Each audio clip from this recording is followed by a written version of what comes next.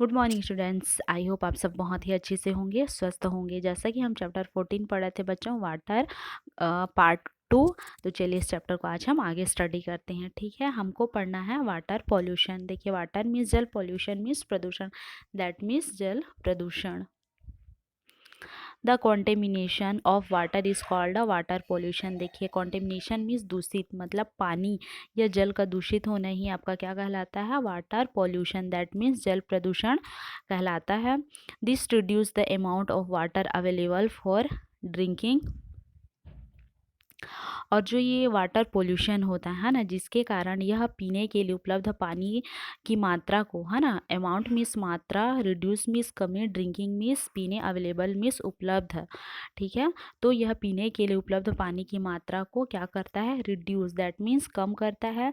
Water gets polluted in many ways, some of them are. जो पानी होता है बच्चों, वाटर होता है, कई तरीकों से गंदा हो जाता है। यहाँ पर कुछ सम ऑफ देम आर, उनमें से कुछ हैं जो यहाँ बताया गया है। ठीक है, चलिए सबसे पहले देखते हैं by throwing domestic sewage and a garbage. देखिए, सीवेज मीन्स जो मल होती हैं, एंड गार्बेज दैट मीन्स कचरा, डोमेस्टिक मीन्स घरेलू।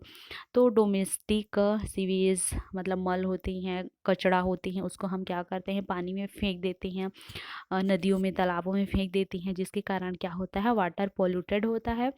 ठीक है, सेकंड है by the release of poisonous chemicals and water from the factories.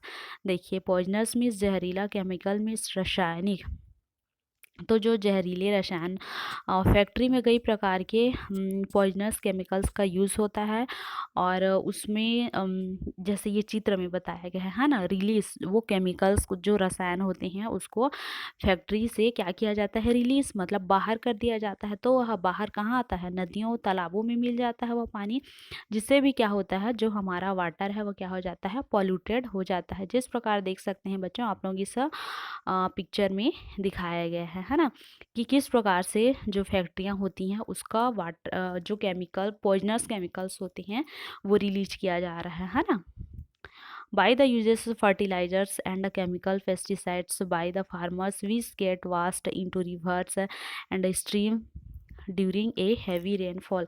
देखिए, जो फार्मर्स होते हैं, फार्मर्स दैट मीन्स किसान, फर्टिलाइजर्स उर्वरक, केमिकल पेस्टिसाइड्स जो रासायनिक कीटनाशक दवाइयाँ होती हैं। ठीक है, तो जो फार्मर्स होते हैं अपने फसलों में, है ना, उन लोग क्या करते हैं? केमिकल्स, पेस्टिसाइड्स मतलब रासायनिक कीटनाशक दवाइयों का छिड़काव करते हैं फसलों को उपजाऊ बनाने के लिए। ठीक है, उसके बाद वह क्या करते हैं कि उन कीटनाशक दवाइयों जो होते हैं उसको उन लोग वॉश्ड, मतलब धोते हैं नदियों में, पानी, तालाबों में।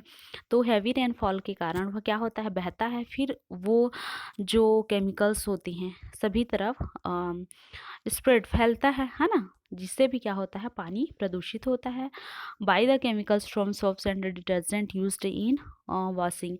तो जो केमिकल्स, रासायनिक सोप, साबुन होती हैं, डिटर्जेंट होता है, सर्फ होता है, उससे भी इसका उपयोग हम क्या, वॉश मतलब धोने के लिए करते हैं, जिससे भी वाटर क्या होता है? पॉल्यूटेड होता है। By the oil spill from the oil tankers. देखिए, ऑयल मिस होता है तेल, तो और स्पिल मिस होता है रिसाव। ठीक है, तो जो तेल के टैंकर होते हैं, ऑयल के टैंकर होते हैं, तेल टैंकरों से तेल रिसाव के द्वारा क्या होता है? अ, जो वाटर है पॉल्यूटेड होता है, जैसे इस पिक्चर में दिखाया गया है। ठीक है, by the immersion of day idols of gods in rivers, ponds and lakes, the chemicals from the colors added in these idols pollute the water. देखिए, इमर्सन मीन्स विसर्जित, आइडल्स मीन्स जो मूर्तियाँ, गॉड्स मीन्स भगवान। तो देखिए, जो भगवान की मूर्तियाँ होती हैं उनको हम कहाँ विसर्जित करते हैं? रिवर्स मीन्स नदियाँ, पौंड में तालाब, लेक मीन्स झील। तो हम उन मूर्तियों को, है ना, भगवान की जो मूर्तियाँ होती हैं उनको हम नदियों, तालाबों, झीलों में विसर्जित कर देते हैं। ठीक है, तो उनमें जो कलर लगा होता है, रंग, है ना, उनमें जो कलर्स होते हैं, रंग होते हैं, उसमें केमिकल्स मतलब रसायन का यूज होता है, जिसके कारण भी क्या होता है? पानी पॉल्यूट, है ना, पॉल्यूटेड मतलब प्रदूषित होता है। Drinking polluted water can cause disease like typhoid, cholera, dysentery, diarrhoea and jaundice etc. तो देखिए, ड्रिंकिंग पॉल्यूटेड वाटर मतलब अगर हम गंदा पानी पीते हैं, ठीक है, जो प्रदूषित है, गंदा है, तो हमें कई प्रकार की बीमारियां हो सकती हैं, जैसे टाइफाइड है, कोलेरा मतलब हैज़ा, डिसेंट्री मिस पेजिस, डायरिया मिस दस्त, जॉन्डिस मिस होता है पीलिया। इस प्रकार की कई बीमारियां हो सकती हैं, ठीक है। तो हमें क्या करना चाहिए, हमेशा क्लीन वाटर मतलब साफ पानी ही पीना चाहिए, ठीक है। अब है shortage of water. Shortage of water that means पानी की कमी। Our earth surface is covered with 70% of water. देखिए, जो हमारा पृथ्वी है, ठीक है, उसका 70% मतलब 70% भाग क्या है, पृथ्वी से ढका हुआ है। Most of this water is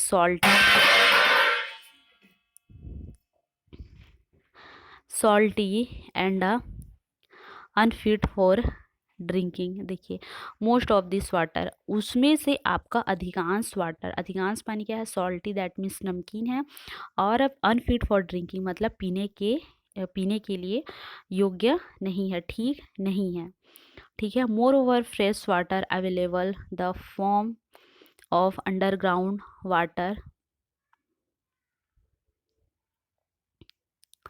underground water and water in rivers, ponds and lakes is not enough for everyone। देखिए, मोर ओवर फ्रेश वाटर, ठीक है, more over fresh water that means इसके अलावा जो अंडर ग्राउंड वाटर होते हैं, under ground water that means भूमिगत जल, भूमिगत जल के रूप में उपलब्ध कौन कौन सा है, पॉन्ड्स, रिवर्स नदियों, पॉन्ड्स तालाब, झील के पानी जो होते हैं, है ना, ताज़ा पानी सभी के लिए अवेलेबल मतलब उपलब्ध नहीं हो पाते हैं, मतलब पानी की कमी होती है।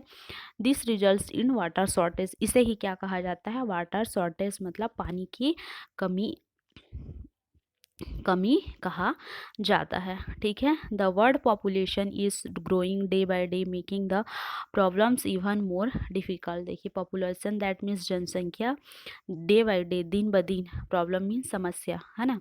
तो वर्ल्ड मीन्स दुनिया, दुनिया में डे बाय डे मतलब प्रतिदिन पॉपुलेशन, जनसंख्या बढ़ती ही जा रही है, जिसके कारण कई सारी समस्याएं भी आ रही हैं सामने, है ना। जो प्रॉब्लम्स हैं, समस्याएं हैं, उत्पन्न हो रही हैं, ठीक है। Rain water harvesting is a way to conserve water.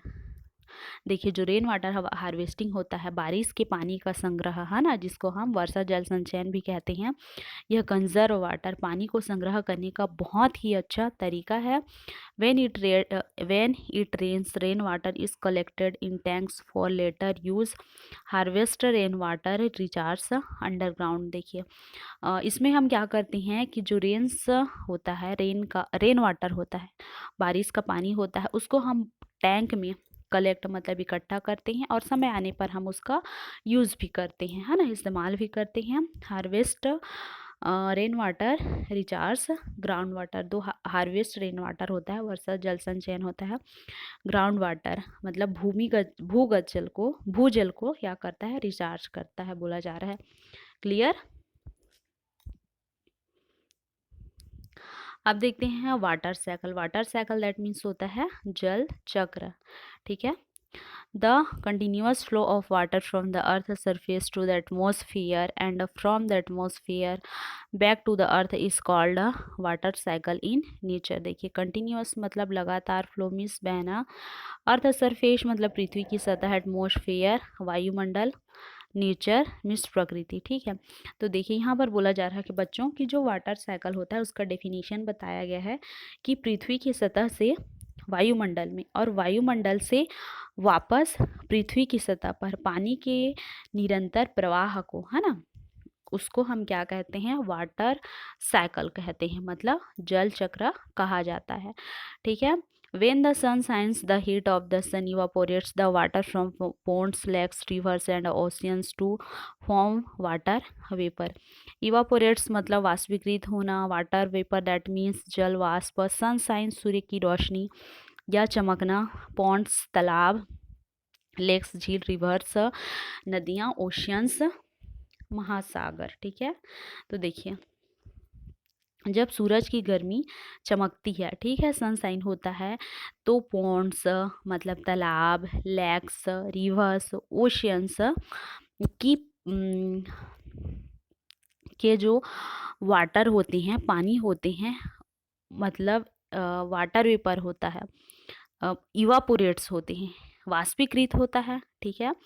जब सूर्य का सनशाइन जो होता है, सूर्य की रोशनी ज़्यादा चमकती है या हीट गर्मी ज़्यादा होती है, तो पॉन्ड्स, लेक्स, रिवर्स, ओशियंस के वाटर क्या होते हैं, इवापोरेट्स होते हैं और वह जल वाष्प हो जाते हैं, है ना, मतलब वाटर वेपर वाष्पीकृत हो जाते हैं, ठीक है। This water vapour rise into the atmosphere where it meets cool air and condense into tiny droplets of water। देखिए, मीट कूल एयर मतलब ठंडी हवा से मिलना, है ना, कंडेंस मतलब संघनित। तो जब ये वाष्पीकृत होते हैं, ठीक है, इनके जो पानी होते हैं वाष्पीकृत होते हैं और यह जल वाष्प उस वातावरण में ऊपर उठता है, ठीक है, जहाँ ठंडी हवा मिलती है, ठीक है, जहाँ ठंडी हवा मिलती है, यह पानी की छोटी बूंदों में क्या हो जाते हैं, कंडेंस मतलब संघनित हो जाते हैं, ठीक है। This tiny droplets in the air gather to form clouds, और यही टीनी ड्रॉपलेट्स मतलब छोटी बूंदें, बारिश की जो छोटी बूंदें होती हैं, एंड एयर एक साथ गैदर मतलब एक साथ मिलकर क्या बनाते हैं, क्लाउड बनाते हैं, ठीक है।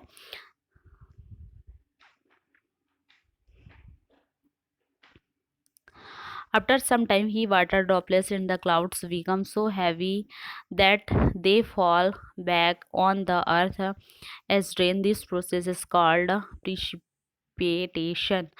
मतलब देखिए, आफ्टर समटाइम्स मतलब कुछ समय बाद बादलों में पानी की बूंदें इतनी भारी हो जाती हैं कि वे वापस धरती पर क्या होते हैं, गिर जाते हैं। This process called precipitation. इस प्रक्रिया को प्रीसिपिटेशन या तेज चाल कहा जाता है, ठीक है। The rain water flows back into rivers and lakes. The rivers take water back into seas and oceans. The rain water flows back into rivers and lakes. Rain water मतलब वर्षा का जल होता है, जो वर्षा का जल होता है वह नदियों और झीलों में बहता है, फिर झीलों और उस रिवर्स नदियों का जो पानी होता है, नदियों से समुद्र से महासागरों में जाकर मिल जाता है ना। Water again hits up by the sunlight and the process repeat. Water again hits मतलब जो वाटर होती है ना, पानी हीट अगेन पुनः हीट होता है, गर्मी होती है, जब सनशाइन होता है तो वो तो वाटर साइकिल का जो प्रोसेस होता है, प्रक्रिया होती है, वह पुनः रिपीट होती है ना। जब वो हीट होके वाष्पीकृत होते हैं तो टीनी ड्रॉपलेट्स में वो चेंज हो जाते हैं, है ना, जहाँ वो कूल एयर से मिलते हैं और वाटर साइकिल की प्रक्रिया जो है चलती रहती है। दस the water cycle goes on and on in the atmosphere. और इस प्रकार जल चक्र वायुमंडल में और आगे बढ़ता रहता है और वाटर साइकिल की प्रक्रिया क्या होती है, चलती रहती है। देखिए, इस प्रकार से यहाँ पिक्चर भी बताया गया है वाटर साइकिल का, ठीक है। तो ये था बच्चों हमारा वाटर का पार्ट 2। आशा करती हूँ हमने जितना पढ़ा आप लोगों को समझ में आया होगा। आप लोगों का SW कि आप लोगों को भी इस चैप्टर को एक एक स्पेलिंग करके रीड करना है, जहाँ तक हो सके मीनिंग निकालने की कोशिश करिएगा। आज के लिए इतना ही। नेक्स्ट डे हम नेक्स्ट वीडियो पे मिलते हैं। Thank you.